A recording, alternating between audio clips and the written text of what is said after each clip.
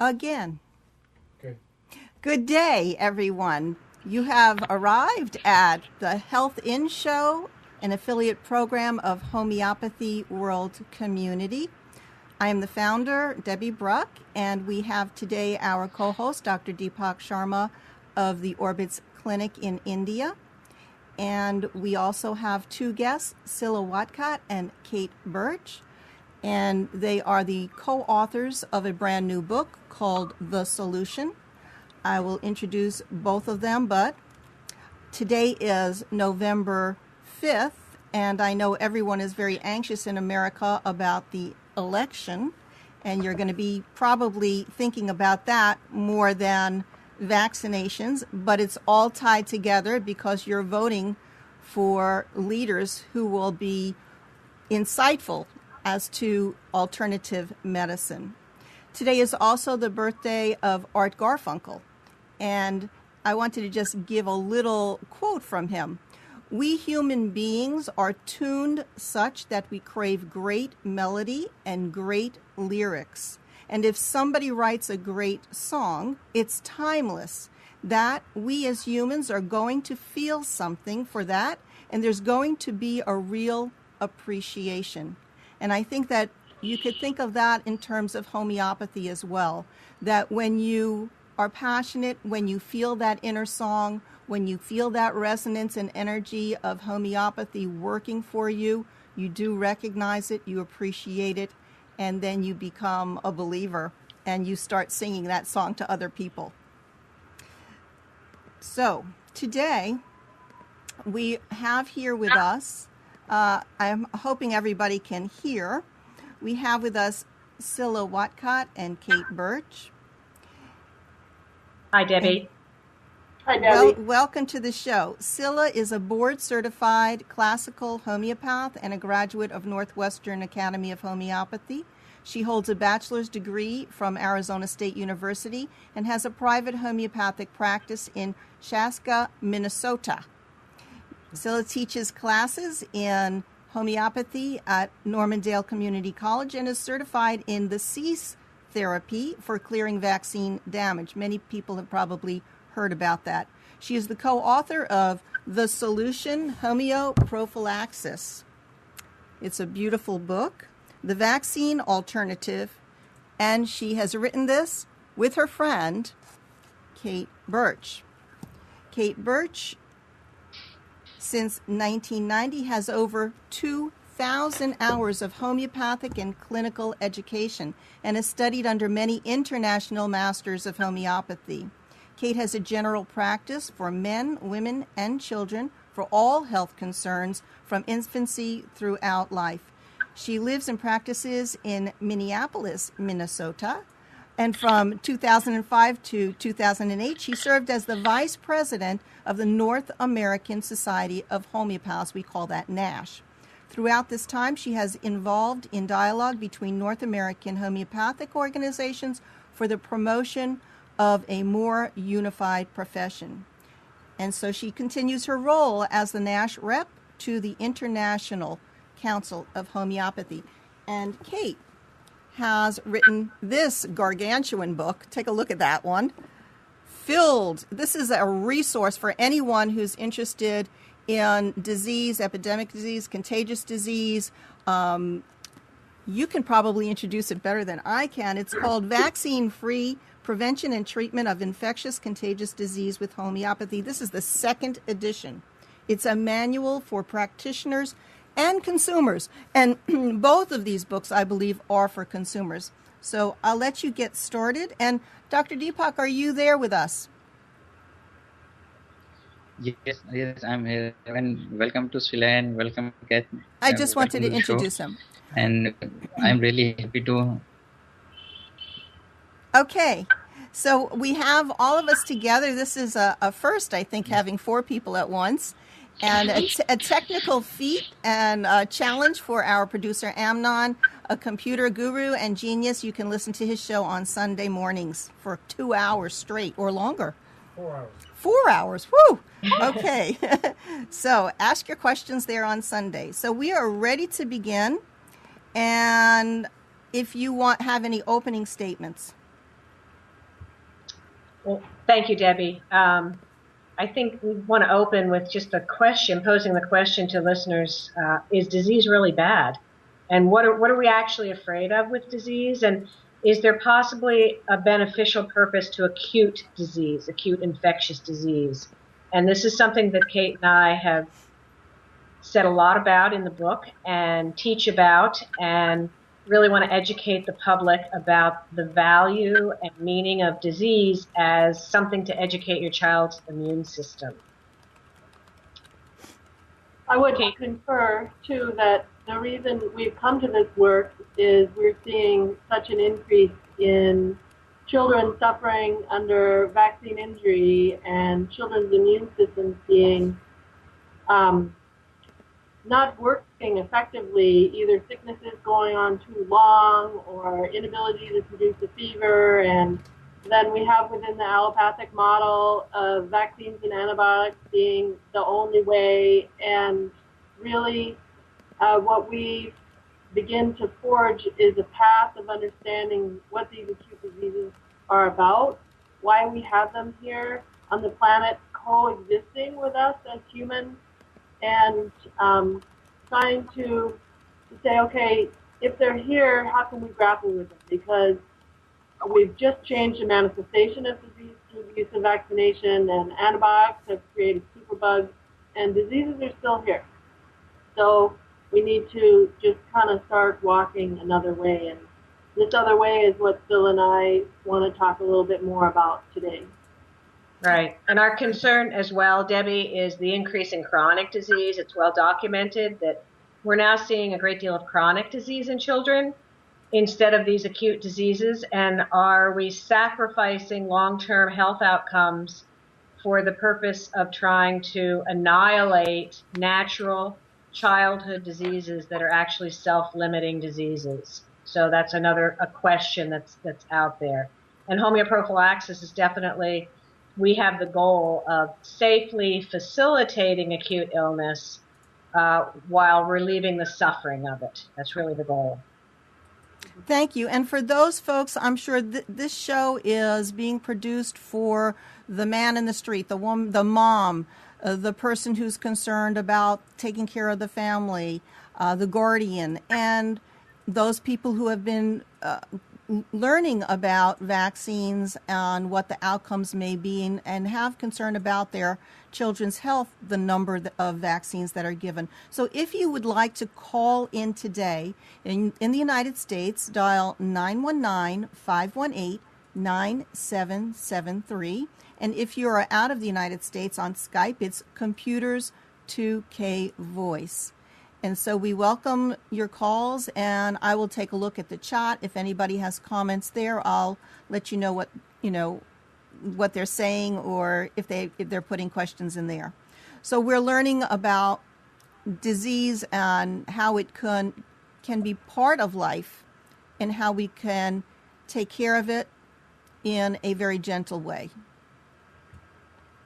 So what are we afraid of when our kid gets a disease, or they come down with a high fever?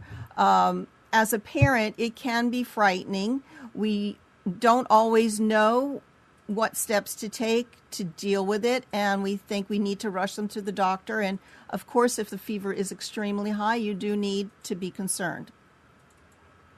Well, this is one of the things that has become increasingly more marketed to parents, I would say, that reduce your child's fever at any cost. And the difficult and dangerous part of this is, even when children receive conventional vaccines, parents are told to give paracetamol or Tylenol or a fever reducer prior to the vaccine and again after the vaccine. And if we're looking at vaccines, Debbie, and their purpose in being to excite the immune system to mount an immune response, then we want the fever, because the fever is integral in creating that immune response. So if you remove any chance of a fever prior to the vaccine and after the vaccine, you've incapacitated the human body in terms of mounting an immune response. With this kind of direction, parents have become very, very fearful about fevers, and the minute their child starts to raise a temperature, they immediately reduce that temperature. And fevers play a huge role in maturation of the child and development of the immune system. Kate, do you want to say a little more about that factor? Yeah. Just going back to the idea that if the goal of the vaccine is to mount an immune system response and that you do want to have a fever, the problem with vaccines is that you're given the crude material of the disease. And what we do know is some vaccines can cause really, really high fevers, 104, 105 degree fevers, and then this can cause brain damage and seizures and all of these things. So perhaps the use of the Tylenol is to mitigate these kind of deleterious effects happening from the use of the vaccine. And what we know that is because of the adjuvants that are put in the vaccine, and because they're received as such a shock to the system because they're injected and they bypass the peripheral immune system response, and it's more an overreactivity of the body, then this is, the catch-22. Do you give a fever suppressor to reduce the fever, or do you let the fever come so that there is a possibility for immune system immunological function, but at the potential risk of the child? And what we've got with the homeoprophylaxis program is where we're taking the original diseases, but they've been diluted and succussed into a homeopathic preparation so that there's no longer any disease tissue present. But the energetic component of the disease is still there. And this is sufficient to stimulate a mild immunological response. And the body behaves as if then it has the disease. So some, like pertussin, will produce a little tickle in the throat and a little glary mucus and some cough as a rehearsal to perhaps the next time if the child is actually exposed to whooping cough, which is pertussin. So it sounds similar to the way the theory of vaccinations are supposed to work, that you're supposed to cause an immune response. And like everybody has experienced the influenza vaccine to prevent getting the flu. And very often people do come down with all the effects of a flu as if they had the flu. And that can even put them out for a week or more. So what you're saying is, and this is part of homeopathic theory and principle, that Dr. Hahnemann, who was the founder of homeopathy, said that the homeopathic energy medicine is an artificial disease. Is that correct? It's kind of an odd term. But when you're talking about a nosode, it's still diseases in their natural state emit a frequency. And what's been determined is that even if diluted, they still emit a frequency. And it's this frequency that our body resonates with that triggers immunological response. And so what we've done with the homeoprophylaxis, or what is possible with nosodes, is that you still are subjecting the person to the frequency of the disease, but there's no other, adjuvants or poisons in there or anything that's like pushing the immune system one way or suppressing the immune system another way. And it's really just the frequency, so it can be learned from and experienced in a gentle way. But this way we get much truer immunological response. Yeah, and I want to point out also, Debbie, that when vaccines were developed, homeopaths were right alongside observing the process because really, in terms of the goal, it's very similar. Homeoprophylaxis has the same goal of protecting against disease, protecting from suffering.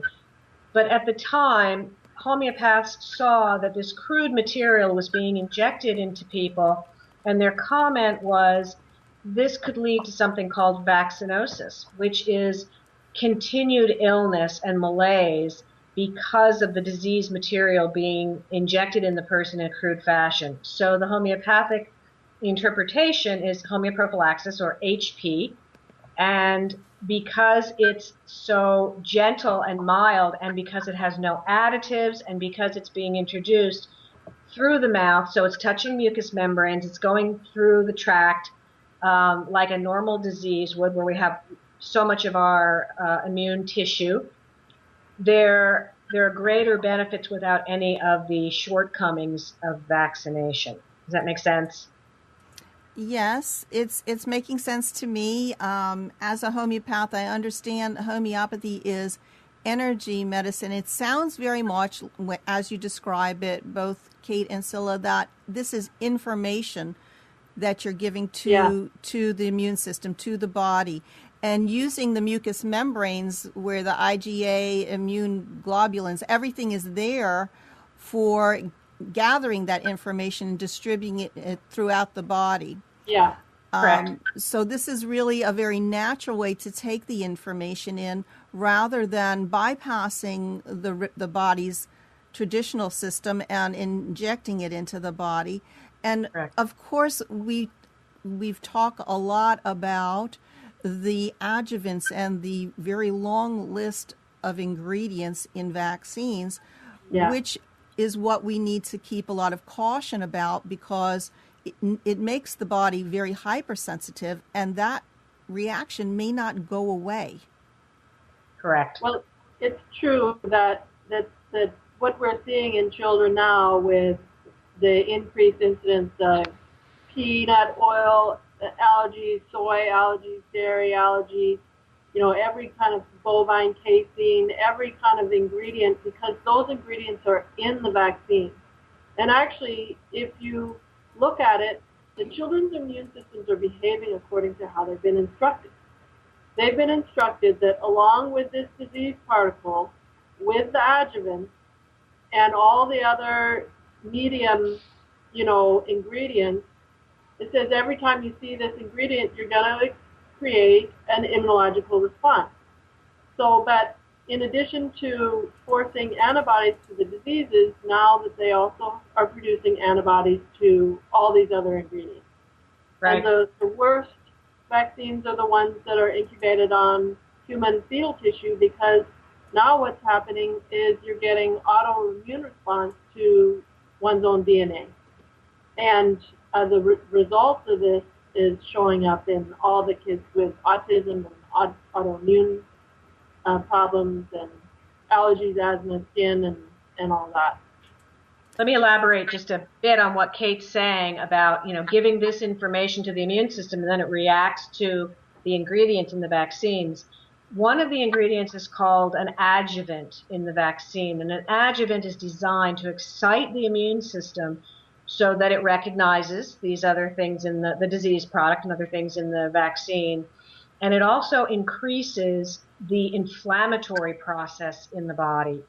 So it's necessary to have that inflammatory process to develop antibodies, which is what present-day immunological science is based upon, that immunity equals seeing antibodies, which this is another topic that's being called into question. But in order to do so, these adjuvants like aluminum or other things are in the vaccines, and when you do that, you see a heightened allergic response. And what are we seeing today? More asthma, more allergies, more food, peanut, different allergies that are simply a heightened immune response. It's an inflammatory response. It's not even so much that there's a problem with those substances in themselves, but it's that the children's immune systems have said, oh, if you see those substances, we want you to go into a histamine kind of response. Right. And the problem with that, though, is all the inflammation in the brain. And what we're seeing with children, they're not learning, they're not, they're hyperactive, there's behavioral problems, all these things. It's really... Okay, so we see there's a problem with vaccines today and the number of them, and that's a whole show. But and we also are hearing that there's a benefit to actually getting a natural disease and getting an acute response and getting over that time-limited response, and then that boosts the person's immune system because they're sensitized to something that is natural in the world and doesn't have all those extra ingredients. So, so that's why we do want to educate the immune system, and this is part of your program. So you have a question. What if in the suffering of childhood diseases there's a possibility of liberating the system from inherited encumbrances? That's very long and wordy. So let's see if we can break that down a little. Basically, the acute diseases, and Kate will elaborate on this more, the acute diseases serve as a vent for a deeper chronic condition. So let's say your child has the chicken pox or a cold or some illness where he spikes a temperature. And in that process, quite a number of things occur that allow him to release some of this deeper inherited illness that's going on in the system. Okay, so you're saying that there's a hereditary component that is each of us has a propensity to get a different reaction to a different disease. Correct. According to homeopathic philosophy, there's two main kinds of disease. One is acute disease, and that is rapid onset, rapid resolution, spontaneous resolution, either by death or resolve. And then the other is chronic disease. And chronic disease is something that continues on and on and on, and there's no way out of it until you give some modulating therapy to help change the course of chronic disease.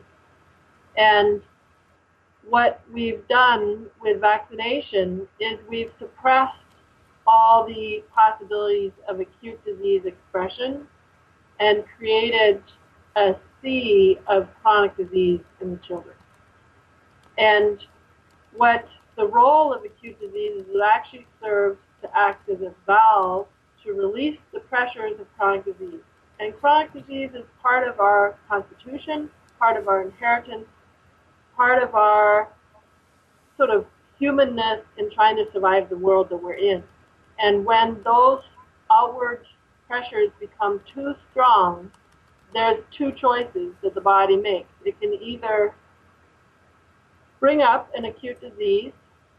There's some circulating antigen that might provoke the situation. Then the febrile process or the purgative process of vomiting or diarrhea or sweating, these things actually serve to pull out from the chronic disease a pressure cooker that's brewing. And it serves as a liberation. And perhaps those people, if they can just think back and look at the last time that they had a fever and when they got in their bed and wrapped up in blankets, and then at some time during the night, they felt the fever break. And they felt it's like they suffered through the storm, and then they felt this sort of opening come.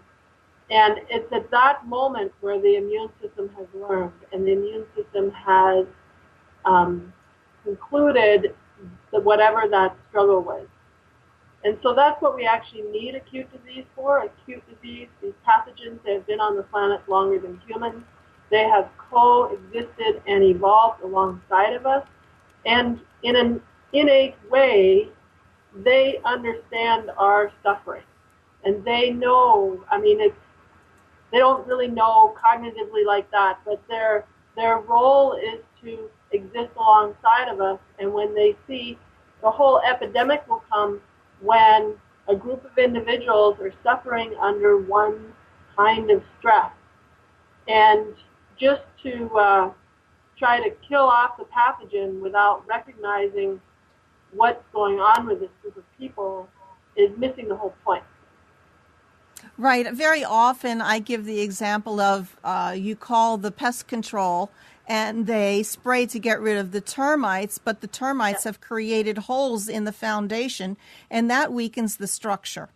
And in the same way for our bodies, we need to support the structure and not just get rid of a germ or a bug or a virus in that sense of the word, but really enable the human being, the living organism, to have a good, strong foundation for the next time some disease comes along, to recognize that this is an outsider, this is a foreign invader. I'm going to reinforce myself and find a way to overcome it in a very rapid and quick means. For instance, a fever. We have lots of comments and questions in the chat here.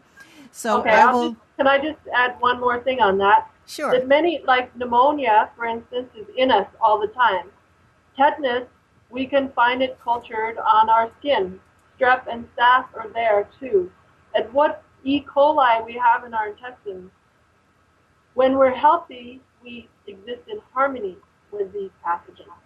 And then something happens in us where all of a sudden there becomes this dynamic where our body needs to get a fever to get it under control. So taking antibiotics hasn't changed the situation because those bacteria were there to begin with, and it's a quality inside the person. So that's and the balance of the organisms. It's not a war on these organisms. They're life forms that live with us, in us, around us. So it's a matter of balancing. Yeah. Hi, okay, so we're back, and we have 3 comments and questions. They're kind of extensive, so let me know if you want me to stop asking and before we move on to the next one. The first one comes from Rachel. She says, I have been trying to get my kids exposed to the chicken pox for years, unsuccessfully. I would also like to get measles for them, but it's nowhere to be had. I believe that there is some maturation on when the system encountered these diseases, maturation on many levels. If you are unable to get the natural disease, do you think that taking the nosode of the disease will deliver the same maturation? Yes, the short answer is yes, Rachel. That's definitely the goal of homeoprophylaxis. And lots of parents today are having trouble finding wild chickenpox because of the recent vaccination recommendations. But it's definitely the maturation of the system is what happens when these diseases come through and the body forms a resonance and recognizes them. Do you feel chickenpox is a fairly mild illness in most cases, and it can lead to other kinds of chronic diseases later on in life? It's definitely a mild childhood disease. It's self-limiting. And it needs to be observed and followed. I mean, you don't want to let a fever run wild. You don't want to let anything run wild. But with the support of natural medicine, homeopathy. Remedies, Yeah, you can get a child through chickenpox. And what was the second half of that question? Will chickenpox? Yeah, I'm thinking about shingles or other diseases later in life. Yeah. In all reality, Debbie, what they found is that when the chickenpox vaccine was recommended on the schedule, the incidence of shingles shot way up because natural wild chickenpox enables individuals to receive what's called an exogenous boost, where every time they come in contact with chickenpox through grandchildren or other children, their immune system gets a boost and their immunity gets a boost. Well, that's not happening because there are no more wild chickenpox, so we're seeing many, many more cases of shingles, which are more painful, more threatening, more costly, more difficult to treat. So what we're creating, here's a perfect example of creating chronic disease, an emphasis on chronic disease by taking away this acute childhood disease. Yeah. So, and this exogenous boost that Syl is talking about is it stimulates chickenpox antibodies to then, which those antibodies would quell the herpes virus back into the DNA. Okay, we have Rachel also goes on to say, for example, even if I don't need to give the kids the remedies to prevent the diseases, because she's not worried about them, and they're not prevalent in the community anyway. Would there be some benefit to giving the nosode even if it's not circulating at this time? Absolutely, because nature knows what she's doing, and these are childhood diseases that have been around for many, many years. So trying to remove them from our environment is going to have an effect that brings things out of balance. So I would say it's definitely beneficial to receive these diseases. even if they're not currently circulating. And diseases have a life span where they come and increase and then decrease. This is a natural happening bell curve, I guess you'd call it. So, and when we do annihilate, look at pertussin, whooping cough, how we vaccinated against whooping cough, and now what we're seeing is parapertussis B, which is a mutation. It's a different form of whooping cough. It's not the one that's been vaccinated against. Yep.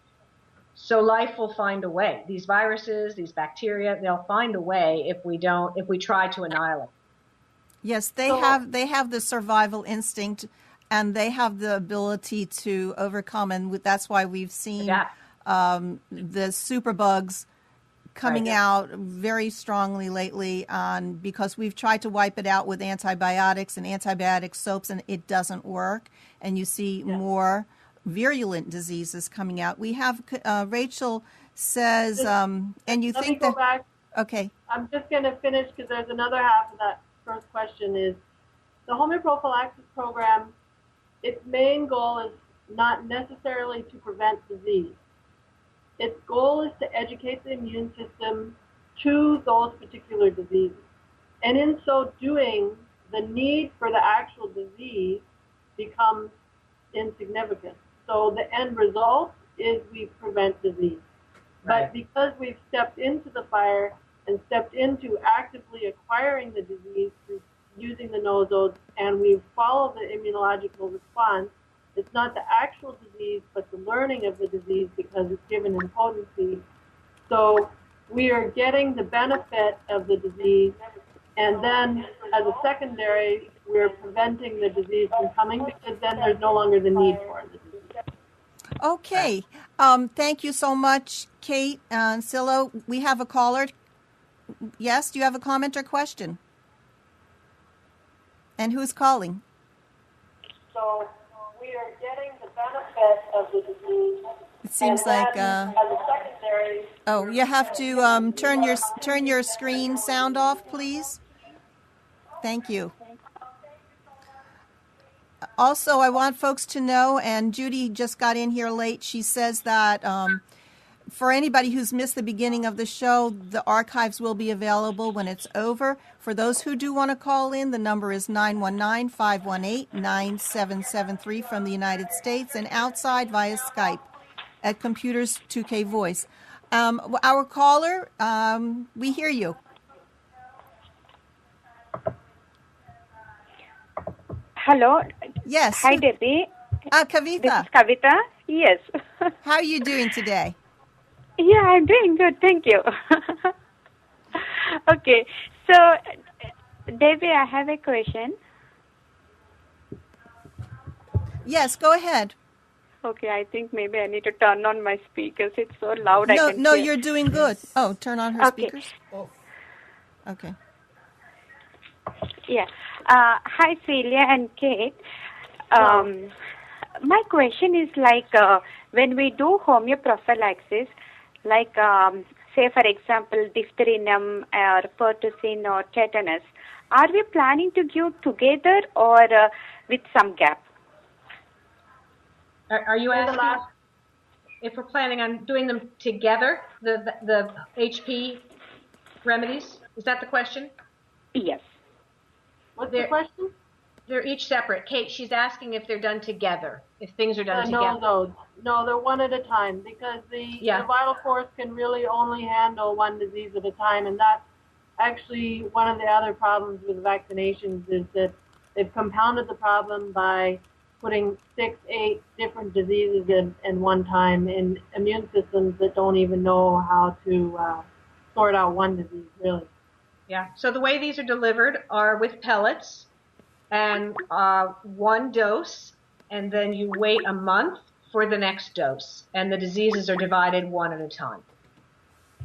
Okay, so only one time we are repeating, say for example, diphtherinum or a third one. So if you do one dose and then wait for after a month and repeat one dose of diphtherinum, or we are done with it and going to the next one, pertussin or whatever.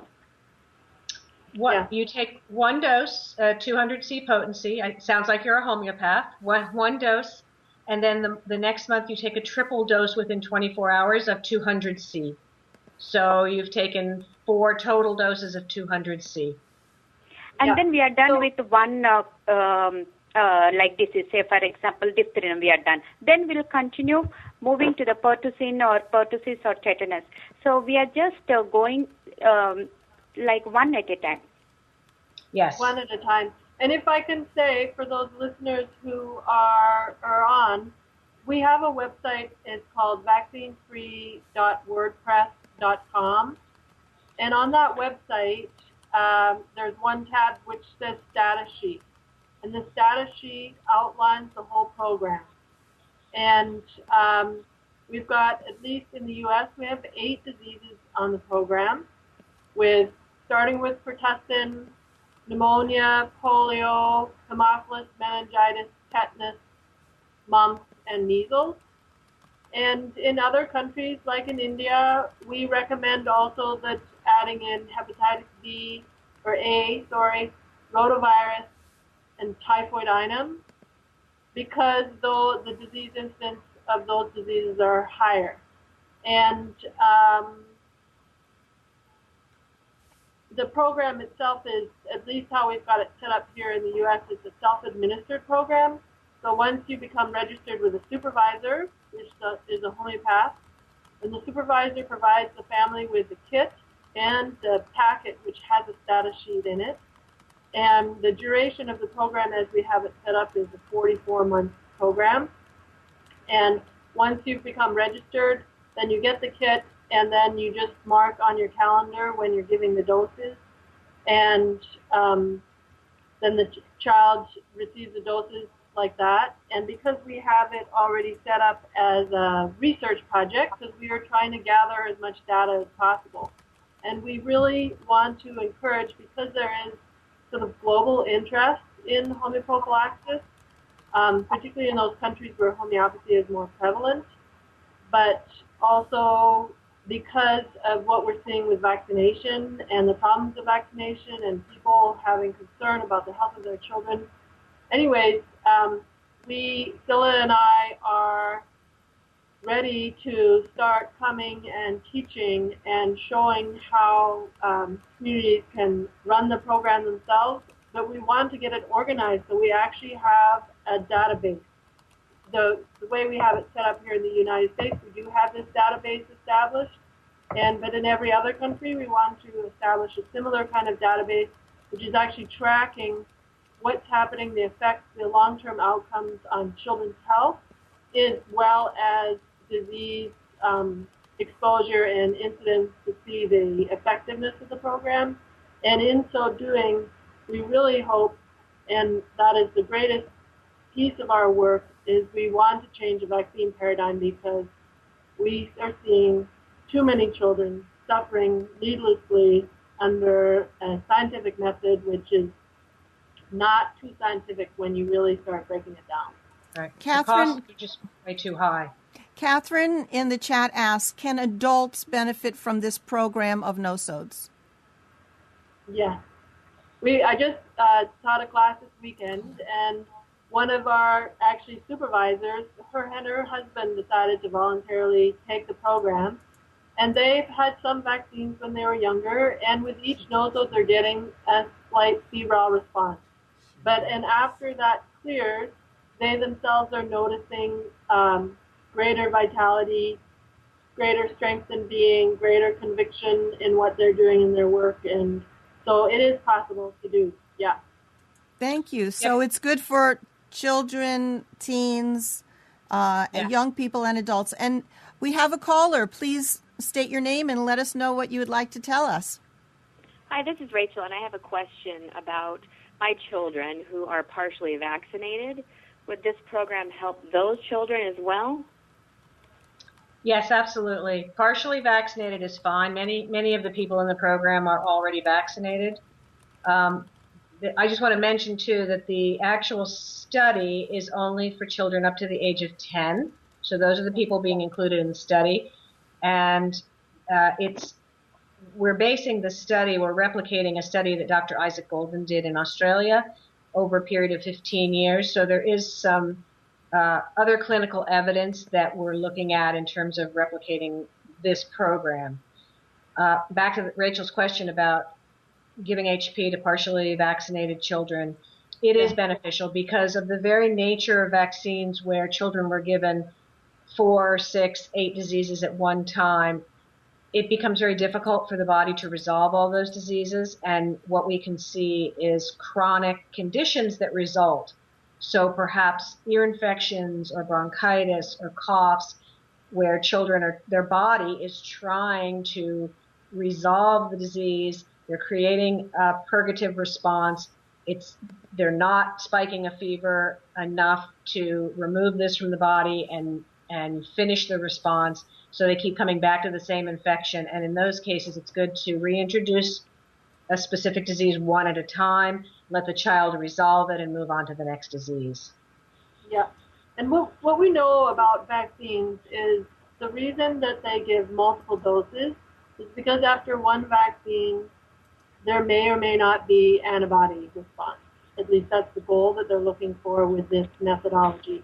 And it is true, too, that infants can't produce antibodies anyway. So the first 3 doses of most vaccines happen before 1 year of age. So at this time, the infant's immune systems can't even really begin to develop antibodies. But through the repetitive dosing, slowly, the theory is that eventually an antibody level will be reached. And so in the interim of that time, between the first injection of the disease and the time that the immune system actually can develop antibodies, because nothing has been done to eradicate or eliminate the disease particle from the body, it can still be malingering within the body. And this research has shown, Andrew Wakefield's work has shown that the measles virus continues to be passed out in the stool of 8, 9-year-old kids who 7 years ago they got their MMR vaccine. So really, it's not eliminating it as the hope of the vaccine manufacturers would like it to be, to eliminate the disease. It's actually, the body actually holds on to it longer. I would like to say what Renita Herman, she's a homeopath, has mentioned in the chat. I think it's pertinent at this point. Yeah. She responds to Rachel's question earlier and says her son was exposed with the same idea about the no-sodes, about the not getting the live disease, and she said her son never got it until he was 11 or 12, and I think she's talking about the chickenpox or measles. It was so mild that she worried it wouldn't give him immunity, but her pediatrician MD sister said it is immunity. It was extremely mild, and they wouldn't worry if they are healthy, it will not be severe, which means that sometimes actually people can be carrier of a disease and they not even know it. They have such mild symptoms, and this can occur with polio, with smallpox, with any disease, that you're simply a carrier. And if you want to respond to that.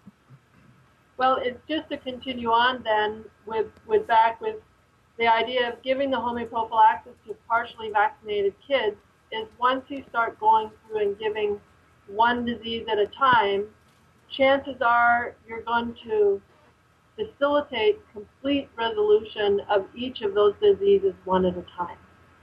So this idea of being a carrier, I don't know if it's true. It just means that the disease is still existent and hasn't resolved. So the question then becomes, how can we stimulate the immune system so that it can complete this cycle of acute disease to the point of elimination and actual true immunity? Right. And when we come in contact with the disease, our response to it is based upon our own degree of health and susceptibility.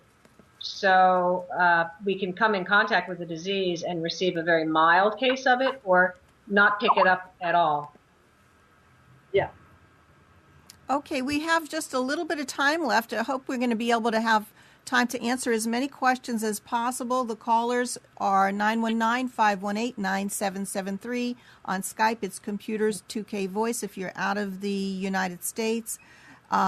Rachel asks about one of the questions. I'm reading the question. Go ahead. Here, so the supervisor took the homoprophylaxis kit instead of the vaccine nosodes, and it's through the actual disease nosodes that the febrile responses were initiated.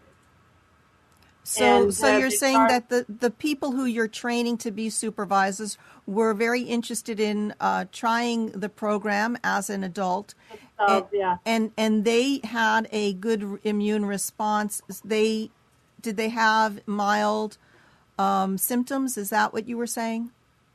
Well, she was asking whether it was the vaccine nosode or the disease nosode, and it's the disease nosode that they took, and those produced the fever.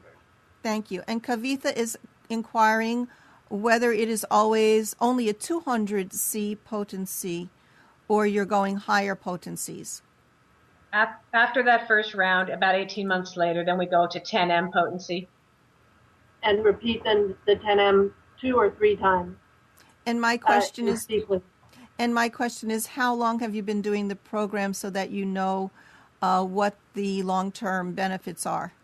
Well, Dr. Golden has a 15-year study, and over that 15-year study, he recognized excellent long-term health outcomes. These children had fewer incidents of ear infections, asthma, atopic illnesses.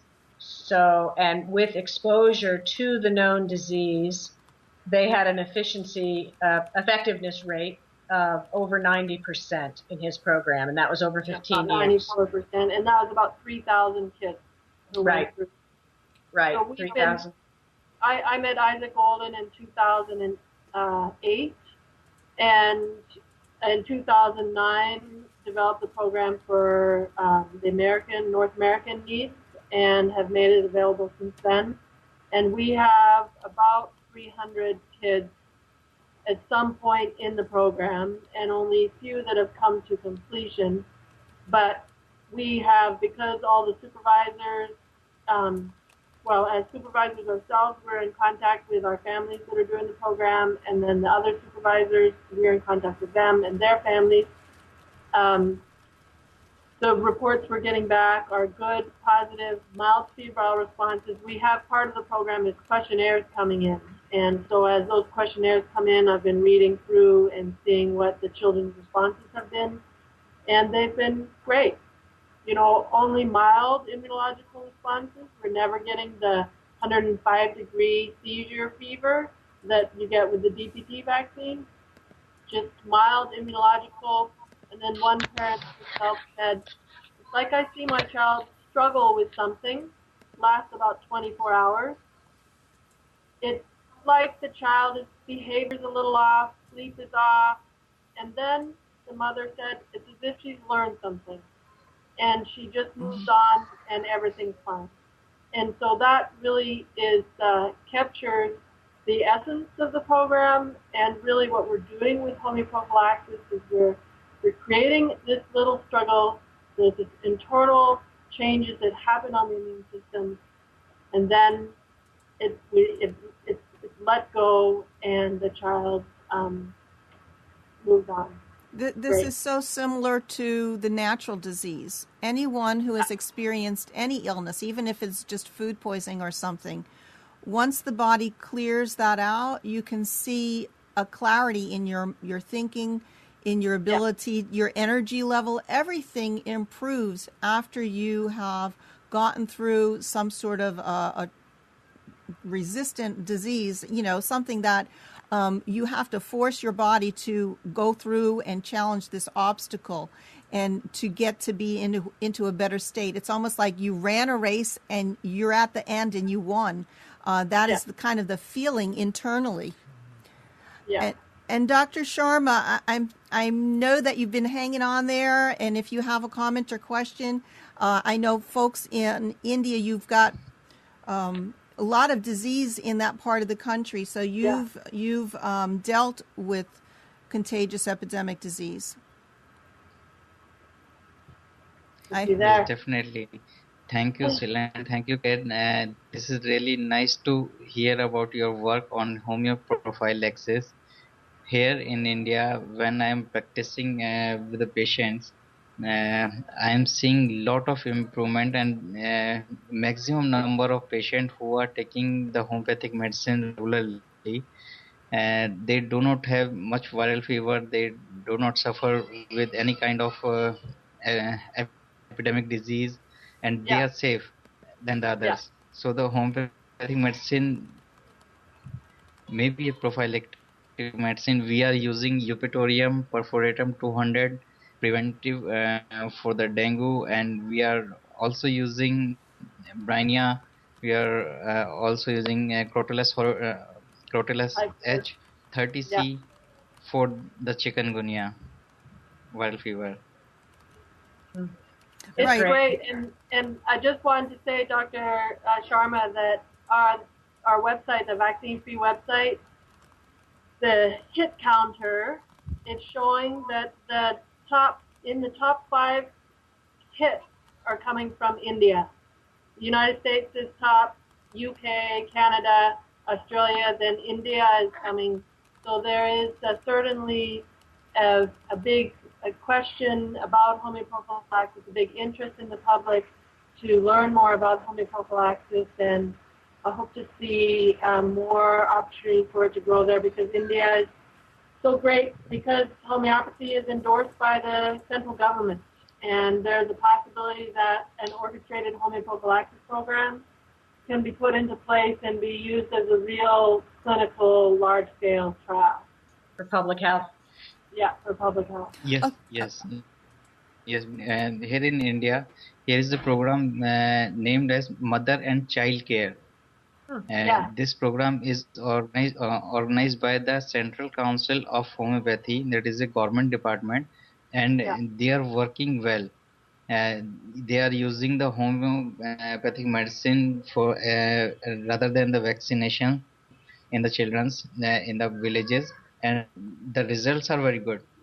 And they are preparing the data also. One of my friend is the part of that organization, so I will talk him to give that data as soon as possible. Yes, they are really and have doing him well. contact us. We're wanting to come to India. That would be great. So we want the moms, the dads, caretakers out there who want to learn about the program for their children.